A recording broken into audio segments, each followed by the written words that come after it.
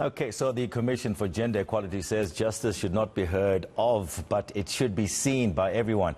It is called on the criminal justice system to speed up all gender-based violence-related cases. It says the speed and efficiency conducted during the Forte University law student Nosicelo Mthembeni's murder case is a model that should be applied. Joining me from Pretoria is the Commission spokesperson, Javu Baloyi. Javu, let's give this one one more shot. I was just asking you, you were encouraged as the Commission for Gender Equality by the speed at which Aluta Pasilla was brought to justice.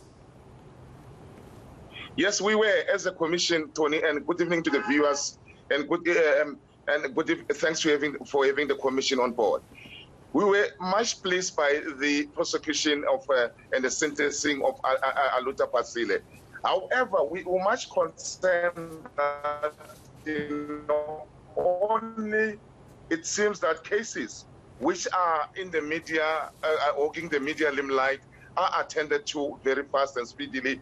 You have seen the Oscar Pitora's case. You have seen the Vumile Jazile cases. Though they are a model to prosecute GBV and intimate partner cases, it cannot be that, an ordinary citizen in the deep rural Limpopo doesn't receive justice as speedily as possible. Because the justice system, like you have rightly said, shouldn't be only be heard by everyone, but it's seen to be functioning even for Josop or even Mandlamino on the ground that, they will get justice. If something, the perpetrators of these heinous crimes do something, they will get what they deserve. And that is something that, we're fighting for as a Commission for Gender Equality.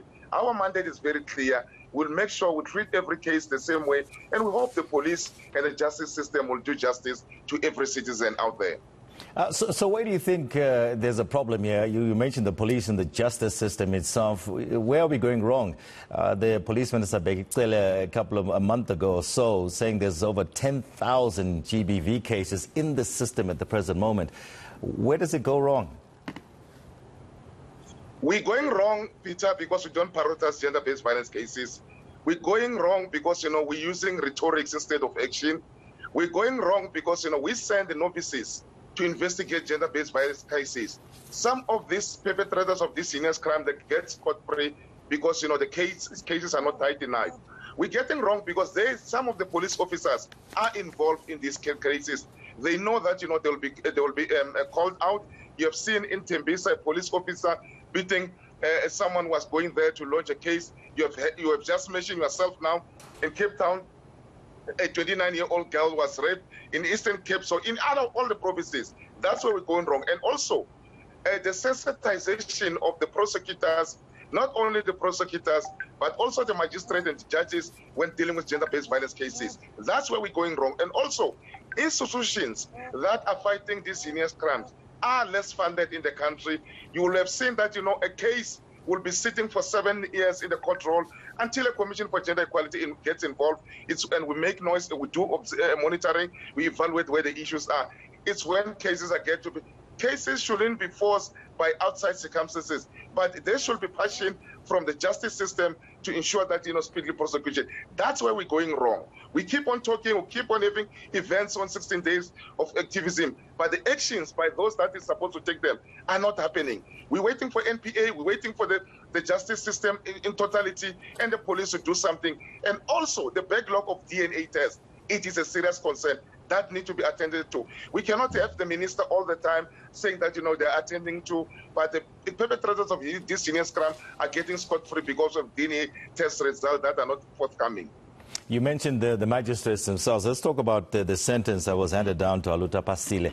I mean, it was a pretty heinous, not even a pretty heinous, a very incredibly heinous crime that he committed. He got 25 years for murder and 10 years for attempting to defeat the ends of justice. The 10 years will run concurrently with the 25 years. What's your take on that particular sentence? Does it send out a message, to perpetrators or want to be perpetrators? You see, Peter, somebody asked me on the social media, were you happy with the justice being served for our late sister? I said, because the law of the countries are somewhat questionable when it comes to issues of this nature. If it was myself, but we work within the law, the commission will welcome but individuals might have their own views on when it comes to this. we need to look at the prescribed minimum sentence of gender-based violence. We need to amend the law, the Criminal Procedure Act as amended. We also need to look at it, how does it safeguard the rights of survivors and the victims in this regard. Yes, it might be very lenient based on the brutality and the brutality of gender-based violence. And also, Tony, when it comes to gender-based violence cases, we have seen it as a slap in the face in some instances.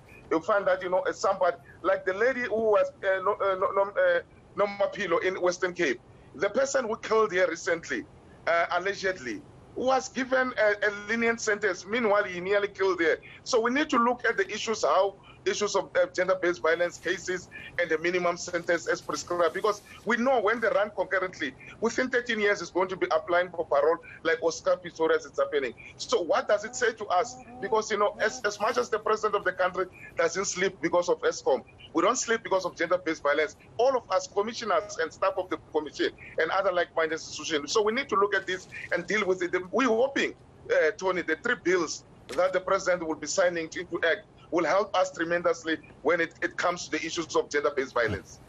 Okay, so let's look at some of the government's interventions. The national, so you're talking about those particular bills. That there was actually 2 bills at the present moment, 3 were proposed. Let's also look at the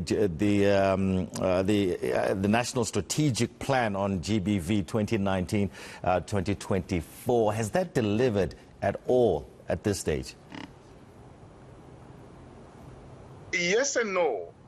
Yes, that we have got a document which we are good at as South Africans. We are good with documents and policies. We'll put them there. But the problem part, Tony, is the implementation thereof. We still don't even have the National Council on Gender-Based Violence, which will be resourced, which will be also with both finance and human resources. And that's where we're getting. I'll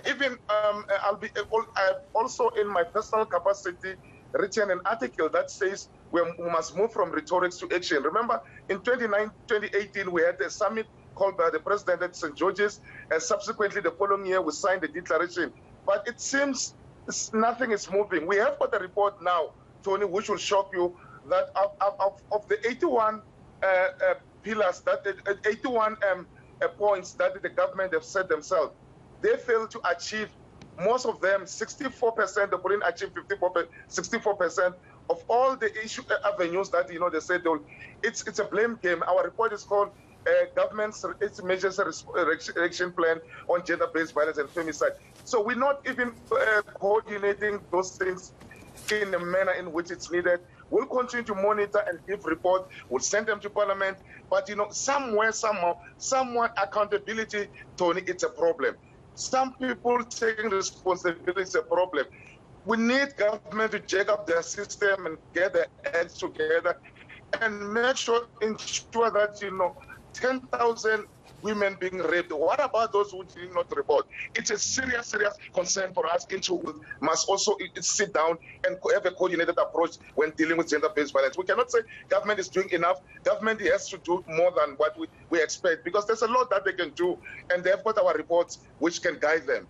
And we have got findings and recommendations to say, because when we go to them, we issue this report, Tony, they come back to us and say, no, the information was given by a wrong or maybe junior staff member. Why don't you give the information firsthand, which is accurate, which is correct, which can be assessed and see that, what's the value? Because we're supposed to be working together.